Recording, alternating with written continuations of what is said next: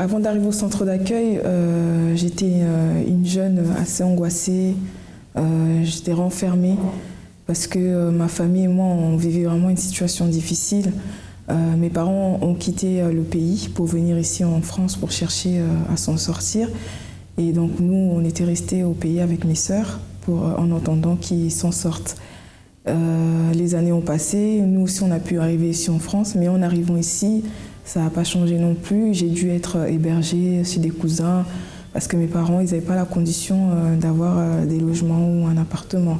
Parce qu'eux aussi, ils n'avaient pas de papier, ils n'avaient pas de travail, ils étaient vraiment hébergés par mon oncle. Et voilà, ils étaient dans cette situation avant d'arriver au centre d'accueil. Je suis arrivée avec une vie d'apparence parce que j'ai essayé de cacher cette situation qui me complexait beaucoup. J'avais vraiment un mauvais sentiment contre surtout mon père parce que je me disais il n'a rien fait pour que la situation elle change. Si on souffre, c'est à cause de lui parce qu'il ne fait rien. J'avais cette rancune en fait dans mon cœur, j'avais cette tristesse, mon visage il était triste. Mais j'essaie de cacher avec les amis ou à l'école, j'essaie de cacher cette situation. On a été invité au centre d'accueil par une tante et depuis que je suis arrivée jusqu'à aujourd'hui, beaucoup de portes se sont ouvertes à travers la manifestation de la foi, les propos, à travers tout ce qu'on fait. On a eu vraiment un grand résultat. Déjà par rapport à mes études, j'ai pu finir mes études, j'ai trouvé un bon travail. Il y a quelques temps, j'ai fait un vœu avec Dieu. Je cherchais un bon travail parce que j'avais fini mes études, mais je ne trouvais pas de travail que je voulais. Donc j'ai fait un vœu avec Dieu, j'ai postulé dans une grande entreprise. Je n'avais même pas l'espoir d'être rappelée, mais quelques temps après, j'ai été rappelée pour passer un entretien. Ça a été dur parce que j'ai dû passer 3 entretiens et ils ne voulaient rien savoir. Et à la suite de ça, j'ai fait un vœu avec Dieu. J'ai dit, mon Dieu, c'est ici que je veux travailler. Même s'ils disent que je n'ai pas la capacité, que je n'ai pas l'expérience, c'est ici que je veux travailler. Donc j'ai fait un vœu, j'ai fait un propos personnel avec Dieu. J'ai dit, si tu m'ouvres les portes, la première dîme que je veux donner de ce travail sera non 10, mais 50% de ce que je veux recevoir. Et Dieu a ouvert les portes d'une manière qu'ils m'ont rappelé, ils m'ont dit, oui, on a besoin de vous, venez quand, vous voulez commencer quand. J'étais même étonnée, je disais... oui, mais ils m'ont dit non, en fait la personne qu'on voulait prendre, on ne la prend plus, vous voulez commencer quand le travail, donc c'est pour ça que je suis là. Donc c'est là que je travaille aujourd'hui dans une grande entreprise. On avait aussi un blocage justement par rapport au logement. Ça fait plusieurs années vraiment ma famille et moi on vit dans l'humiliation par rapport à ça. Ma famille et moi on a connu l'expulsion. Un jour la police elle a sonné, sortez de la maison. On ne savait plus où aller, donc on a dû aller une fois encore chez la famille. C'était vraiment l'humiliation parce qu'ils savaient qu'on avait la foi, qu'on priait, qu'on allait à l'église, mais ils nous voyaient dans la situation comme ça, c'était vraiment humiliant. Et donc j'ai fait la campagne d'Israël par rapport à ça. J'ai dit, mon Dieu, cette identité va changer parce que notre nom de famille était connu sous le nom d'humiliation, de misère, de pauvreté. Et quand j'ai fait la campagne là, la dernière campagne de Jacob, j'ai dit de la même manière que son nom a changé, mon nom aussi doit changer. Et donc j'ai déposé mon sacrifice sur l'autel. J'ai préparé mon sacrifice. Et plus la campagne avançait, plus la situation devenait vraiment difficile parce que l'humiliation devenait vraiment grave. Au point j'en pouvais plus. Je disais non, c'est pas possible mon père là, il faut que ça change. C'est au tout ou rien. Donc j'ai préparé mon sacrifice, mais quelque chose me disait non, c'est pas ça le sacrifice. Tu peux encore faire quelque chose. J'ai dit d'accord, j'ai doublé mon sacrifice. Et même avant même que je dépose le sacrifice sur l'autel, j'avais déjà ma réponse par rapport à mon logement. Et quelques temps après, Dieu a ouvert la porte. J'ai eu mon appartement, un grand appartement. Même des fois quand je rentre, je n'arrive même pas à croire que c'est chez moi. Mes parents ont eu leur appartement à leur nom. Mes sœurs ont eu leur appartement et vraiment Dieu a fait des merveilles par rapport à cette campagne d'Israël. Depuis qu'on est arrivé au centre d'accueil, vraiment ça avait changé déjà. J'ai pas la haine contre mon père, au contraire, je prie pour lui tout le temps.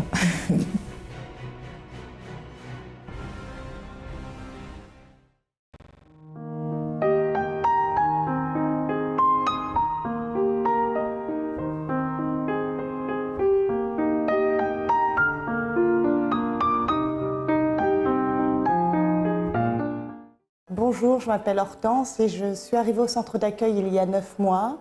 Avant que je connaisse le centre d'accueil, j'avais de nombreux problèmes et de nombreux blocages sur ma vie professionnelle et financière.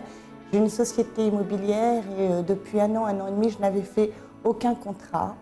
Et donc, en arrivant au centre d'accueil, j'ai suivi toutes les chaînes de prière que l'on m'a conseillées. J'ai fait également la dernière campagne d'Israël, là qui est arrivée, la campagne de Gédéon.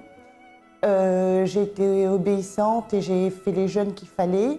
Et du coup, ma vie a été complètement transformée. Et aujourd'hui, en fait, j'ai une société que je devais fermer qui prospère. J'ai signé des contrats, j'étais du coup endettée. Ça m'a permis de régler mes problèmes financiers.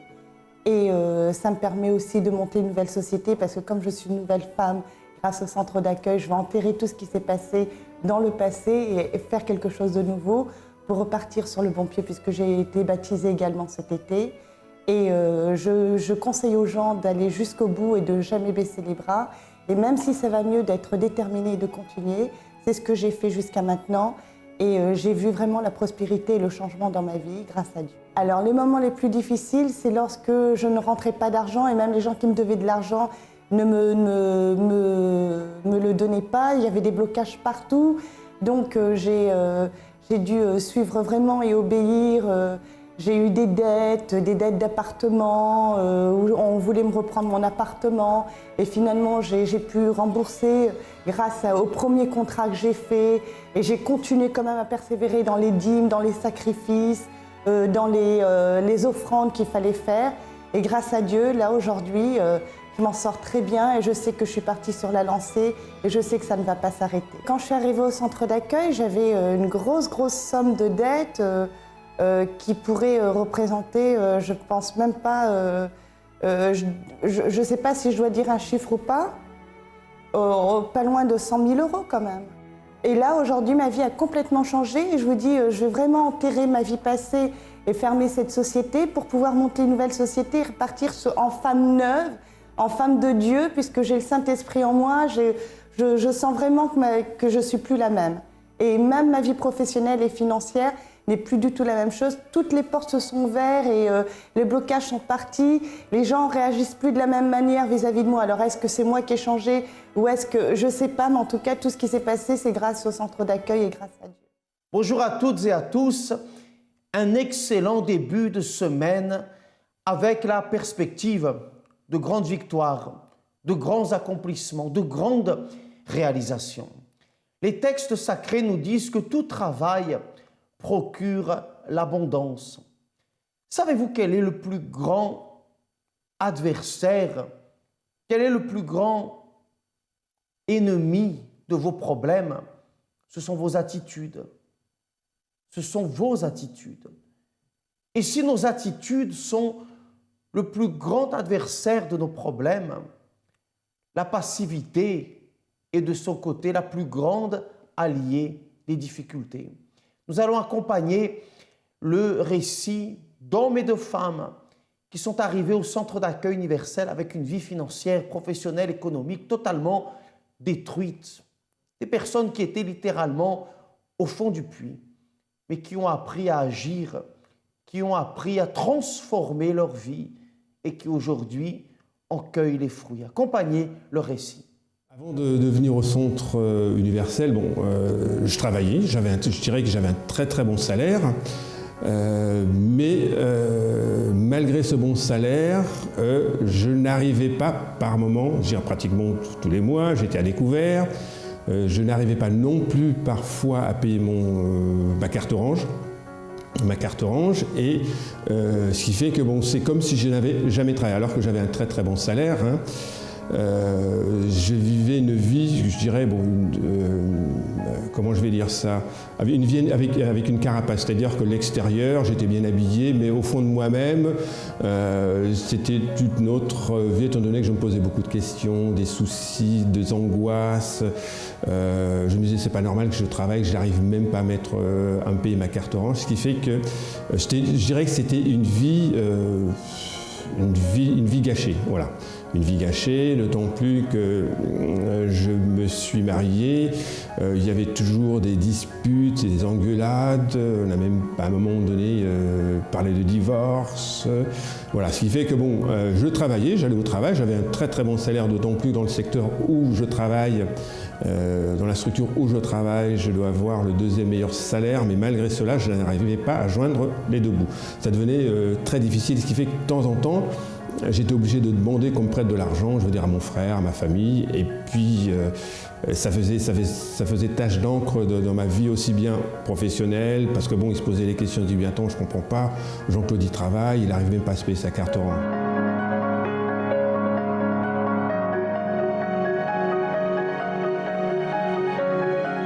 Il est vrai que je lisais la Bible, j'ai toujours ma Bible dans mon sac, mais il y a des passages de la Bible que je ne comprenais pas. Et j'ai demandé à rencontrer quelqu'un qui est venu, à l'époque j'habitais Saint-Michel-sur-Orge, qui est venu nous parler de Dieu, avec moi et mon épouse. Hein. Et je lui ai dit que moi ce que je veux c'est rencontrer vraiment Dieu. Et je lui disais que j'ai été dans 2 ou 3 églises, mais bon, voilà. Il me dit, écoutez, je vous donne, c'est à ce moment-là que ce monsieur m'a donné le Sommer, j'ai lu le Sommer, et puis je suis venu, c'était un lundi, et de là, de fil en aiguille, les choses ont commencé à se mettre en place. Ça ne s'est pas mis en place du jour au lendemain, il y a eu, comment dirais-je, des tribulations, il y a eu des batailles, il y a des moments où je baissais les bras, mais je sentais j'avais cette foi qui me disait continue à lutter, continue à lutter. J'ai participé à pratiquement toutes les campagnes, je donnais ma dîme et mes offrandes, ce qui fait que les choses petit à petit ont commencé à se mettre en place. Je devais, bon c'est à l'époque où je devais, je dirais, des sous aux impôts. À l'époque, je ne travaillais pas, je devais des sous aux impôts et je leur devais à peu près un peu plus de 4 000 ou 5 000 euros. D'accord ? Ils avaient fait une saisie sur mon salaire. Tous les mois, ils ponctionnaient une certaine somme. Et il y a, je crois que c'est le mois dernier, j'étais un peu surpris d'ailleurs qu'ils ne me prélèvent pas cette somme. Je demande à ma direction ne me répond pas. 2 jours après, je reçois un courrier des services des impôts qui me dit « Écoutez, monsieur Maville, on stoppe les saisies. Non seulement on stoppe les saisies, mais on vous doit de l'argent. » Je dis « Ah bon ?» Et je pensais qu'il plaisantait. Je dis « Mais vous êtes sûr ?» Il me dit « Écoutez, monsieur Maville, on stoppe les saisies, on vous doit de l'argent. » Et bien, je suis rentré un soir comme ça à la maison, je trouve une lettre des impôts, je dis « Oh là là, ça recommence encore avec les impôts. » Et j'ouvre l'enveloppe et en fin de compte, ils m'ont remboursé 500 euros. Ce qui fait que je me dis, parce que bon, moi j'avais confié ça à Dieu, je dis « Bon, Seigneur, c'est vrai que je dois, voilà, je paierai ma dette. » Mais je continuais quand même à prier, à confier mes soucis, mes problèmes à Dieu, sans pour autant me poser des questions. Je me levais le matin, je confiais à Dieu, je partais au travail, voilà, ça se passait normalement, je donnais ma dîme, mes offrandes. Ce qui fait que là, les impôts, je ne leur dois plus rien. Non seulement je ne leur dois plus rien, mais c'est eux qui m'ont donné de l'argent.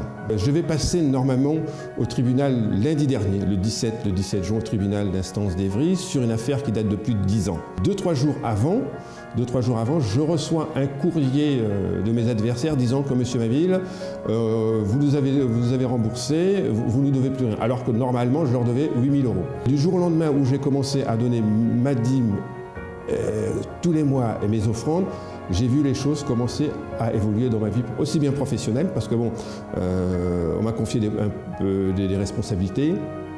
Sur ma vie financière, ça va beaucoup mieux, j'arrive à payer mes dettes, ce qui n'était pas le cas avant. Et là, je vous dirais que je viens de créer une société de création de site internet. Et là, on commence à voir, cette société a été créée il y a 1 mois. Dieu m'ouvre les portes petit à petit. Je ne désespère pas, j'ai foi en lui, je lui ai confié ma vie. Je ne dis pas que tout va être facile, parce qu'il est dit lui-même, on va rencontrer des tribulations. Mais on doit le mettre au-dessus de tout. Et c'est ce que j'ai fait. C'est le fait de le mettre au-dessus de tout me permet non seulement de combattre mes ennemis et de rester debout.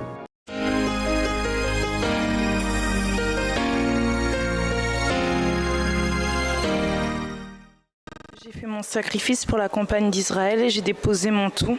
J'ai rien gardé, j'ai vraiment tout mis sur l'autel. Et la semaine dernière, j'ai reçu en fait un courrier des impôts qui me disait que je devais payer une somme parce que j'avais pas payé tous mes impôts. Et quand j'ai vu le courrier, je me suis dit c'est la honte, j'ai donné mon tout et je reçois un courrier comme ça. Et après, je me suis dit non, ça fait rien, je vais pas me préoccuper. Donc j'ai laissé le courrier de côté, j'ai fait ma semaine. Et hier, en fait, je suis partie parce que je devais faire des achats et je voyais que ma carte, elle passait partout. Et quand je suis rentrée chez moi et j'ai regardé sur mon compte, je me suis rendu compte que les impôts, en fait, ils m'ont remboursé de l'argent, le double que ce que je devais leur donner parce que, soi-disant, j'avais payé trop d'impôts cette année. Je constate que le sacrifice du Dieu vivant, en fait, sur l'autel, il est très efficace car pour moi, ça m'a apporté une très grande réponse. J'aimerais que vous puissiez vous imprégner de cette parole, que vous puissiez vous imprégner de cet esprit, que tout est possible. Nous avons le cas dans le passé, nous apprenons cela en histoire, que des personnes, d'ailleurs je dis dans le passé, mais dans le présent également, des personnes parfois ont le courage de quitter leur pays, de quitter leur vie, la vie qu'elles avaient, leur vie quotidienne, leurs habitudes, leurs traditions, pour aller dans un autre pays, juste avec une valise dans leurs mains et le passeport dans l'autre, sans aucune promesse, sans aucune garantie. Mais elles le font parce qu'elles ont le courage, parce qu'elles ont la foi de trouver vie meilleure dans un autre lieu, dans un autre endroit. La réalité est parfois tout autre. Certains réussissent, d'autres échouent. Mais parfois même, elles partent avec une vision et lorsqu'elles arrivent, elles changent leur plan et réussissent. Cela montre que lorsqu'il y a une attitude, il y a une transformation. Bien sûr, vous pouvez prendre une attitude aujourd'hui et échouer. Tout ce que nous faisons ne réussit pas toujours. Il y a des choses que nous faisons qui échouent, mais elles ne doivent pas nous décourager. Elles ne doivent pas nous faire abandonner. Pourquoi avons-nous échoué? Posons-nous la question, pourquoi ai-je échoué? Est-ce que je peux améliorer quelque chose? Est-ce que ce n'était pas la bonne voie dans laquelle je me suis engagé? Donc, chaque échec ne doit pas être un motif de découragement ou de baisser les bras. Mais chaque échec doit être au contraire une occasion, une opportunité de nous remettre en question pour pouvoir repartir de plus belle. Aujourd'hui, au Centre d'accueil universel, dans la réunion des conquêtes financières, nous voulons vous apprendre à diriger votre vie d'une manière intelligente, d'une manière efficace. Bonjour, je m'appelle Maria. Quand je suis arrivée au centre d'accueil, ma vie elle était complètement détruite. Je suis une personne qui a connu même la rue. J'avais des envies de suicide, j'étais quelqu'un de très dépressif, j'étais nerveuse. Car j'avais beaucoup de problèmes dans mon mariage, dans mon couple et beaucoup de problèmes financiers. Et à cause de toute cette souffrance-là que j'avais dans ma vie, pour moi, je pensais qu'il n'y avait plus de solution et je voudrais vraiment commettre le suicide. J'avais aucune raison de vivre. Il n'y avait rien qui pouvait me faire accrocher. Donc avec toutes ces difficultés, j'ai passé des difficultés, comme j'ai déjà dit, j'ai connu la rue, j'ai habité chez les gens. Tous les 3 mois, on me demandait de partir. Et avec mes enfants, tout ça, c'était vraiment une vie chaos. Ma mère qui priait déjà au Portugal, elle était au courant de toutes les difficultés que j'étais en train de passer ici en France. Alors elle m'a invitée au centre d'accueil. Au début, je ne voulais pas aller. D'ailleurs, j'ai pris même quelques années avant d'accepter pour y aller. Mais quand ma souffrance est arrivée vraiment à l'extrême, où je ne pouvais rien faire, j'ai essayé cette porte. Donc j'ai dit, bon, j'ai plus rien à perdre, alors je vais essayer cette porte. Et cela, ça fait à peu près plus de 16 ans que je suis arrivée au centre d'accueil. Et quand je suis arrivée au centre d'accueil, tout ce que j'ai entendu parler sur l'autel, ce que les pasteurs prêchaient, tous les conseils que j'ai reçus, j'ai mis en pratique. Et j'ai pris la décision de changer ma vie, de connaître ce Dieu que j'entendais parler, mais que je ne connaissais pas. Alors, tout ce qui sortait de l'hôtel, que ça a été prêché, j'ai mis en pratique. J'ai donné ma vie à Dieu à 100%. J'ai plongé dans les choses de Dieu. Et après, j'ai commencé à pratiquer la parole, les propos. Et c'est ainsi qu'est arrivé, par exemple, la campagne d'Israël. Et là, dans les campagnes d'Israël, j'ai sacrifié mon tout. J'ai eu, premièrement, une rencontre avec Dieu. J'ai été délivrée, Dieu m'a délivrée des esprits de suicide, l'angoisse, la tristesse. J'ai connu Dieu en vie. Alors, j'ai été née de nouveau, j'ai eu la nouvelle naissance et Dieu a commencé à transformer ma vie.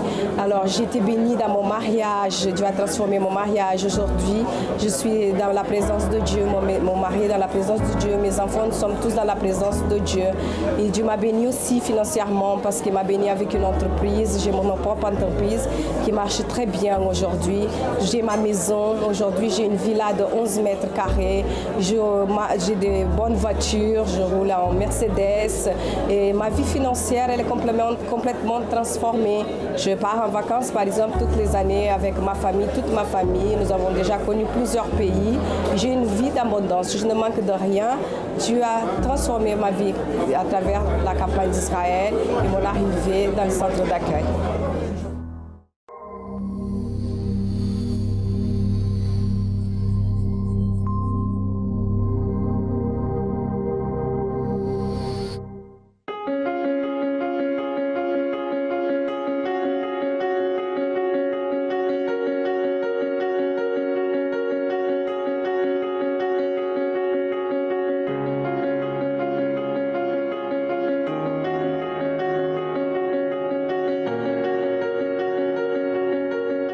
J'arrive au centre d'accueil il y a quelques années déjà.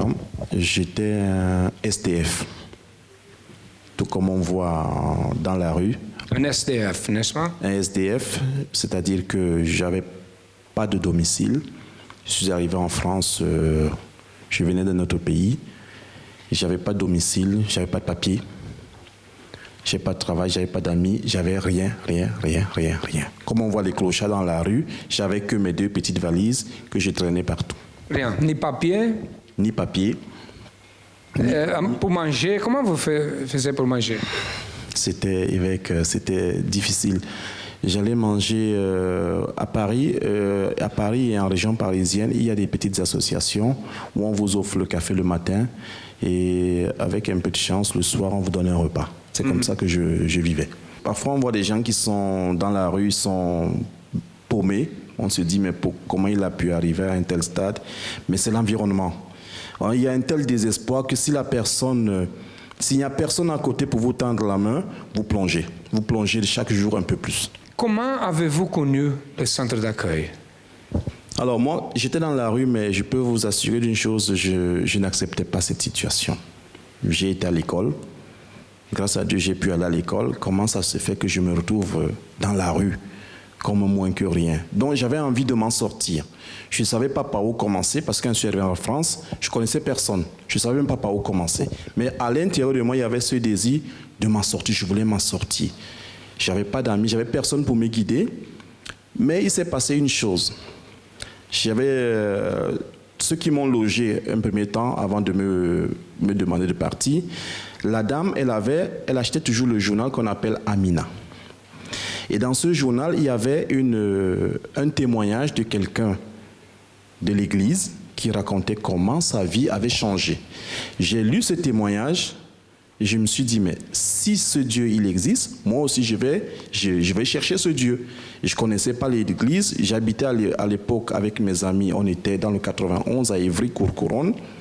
Et la seule adresse qu'il y avait dans le journal, c'était Paris, 254 rue du Faubourg Saint-Martin. Je suis monté dans le RER, je suis venu à Paris, j'ai commencé à chercher et c'est comme ça que j'ai trouvé l'église. Quand vous êtes invité, vous êtes arrivé au centre d'accueil, qu'est-ce qui s'est passé? Alors, je suis arrivé au centre d'accueil et j'entendais les gens dire comment leur vie avait changé. J'avais aussi cette soif à l'intérieur de moi. Donc, il a fallu à un moment que je prenne certaines décisions. Que je me lance véritablement entre les mains de Dieu, que je ne dépende pas de qui que ce soit, ni d'amis, d'abord, d'amis, entre guillemets. ni de famille, ni de personne. Donc je me suis lancé déjà dans les propos qui étaient à l'église. Ce que le pasteur prêchait, il nous poussait, il nous boostait, je vais dire, il nous boostait, il nous disait, c'est possible. Votre situation peut changer, c'est possible. J'entendais ces paroles et j'allais faire des démarches. Dans les premiers temps, certaines marchaient, d'autres ne marchaient pas, mais je persévérais. Mais les résultats de tout ça? Alors, le résultat de tout ça, c'est que, en agissant ma foi année après année, campagne après campagne, propos de foi, je fais un effort de toujours me lancer dans les propos de foi. Tout ce que je n'avais pas quand je suis arrivé à l'église, je l'ai aujourd'hui. Tout ce que je n'avais pas. Je n'avais pas de papier. Aujourd'hui, je suis un Français à 100%. La nationalité, hein? J'avais pas de maison. Aujourd'hui, j'habite, pour ceux qui connaissent un peu, j'habite Buzenval à Rueil-Malmaison. Vous connaissez? Je ne connais pas. C'est bon là? Amen. C'est bon. J'avais pas de famille, j'étais tout seul. Dans un grand pays comme ça, j'étais tout seul. Aujourd'hui, j'ai une famille. Je me suis marié avec une femme que j'ai rencontrée à l'église. J'ai des enfants. J'avais pas d'argent. Je vous assure que pour manger à l'époque, c'était comme je vous ai dit, les foyers, les associations. Aujourd'hui, j'ai plus besoin de tout ça. Je peux manger ce que je veux. C'est moi qui décide. C'est moi qui choisis ce que je mange. J'avais pas de travail. À part ce job que j'avais eu pour sacrifier. Je suis entré dans après j'ai trouvé du travail, je suis entré dans une grande entreprise de la place. Et aujourd'hui, je suis directeur d'un magasin. C'est moi qui donne des ordres à d'autres personnes. Quelqu'un qui était dans la rue. Et ça ne s'est pas arrêté là. Quand j'ai pu obtenir ces choses, je me suis dit, il y a un autre pas à faire. Il y a 1 an, j'ai créé une structure personnelle que je me bats. C'est pas facile, je me bats pour la faire évoluer. Et l'objectif, c'est que je ne sois plus l'employé de qui que ce soit, mais que ce soit moi-même le propre patron. Amen. Grâce à Dieu. Applaudissez le Seigneur.